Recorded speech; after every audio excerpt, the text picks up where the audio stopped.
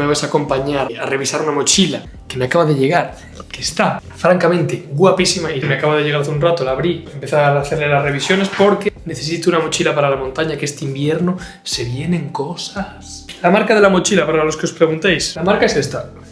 Deuter, es una marca alemana bastante guapa y bastante buena. Vamos a ponerla aquí y vamos a probarla.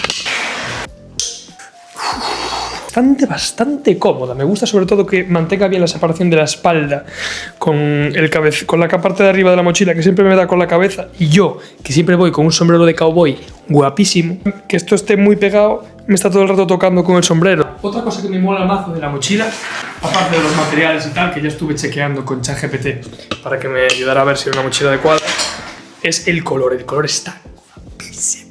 Me flipa, te juro que me flipa estos colores para la montaña. Rojo y verde son mis colores favoritos. De siempre, de libro. La mochila está de puta madre. Me la he probado, mega cómoda. La parte de atrás tiene una camarita de aire súper cómoda para las caminatas y los trekkings así jodidos y largos.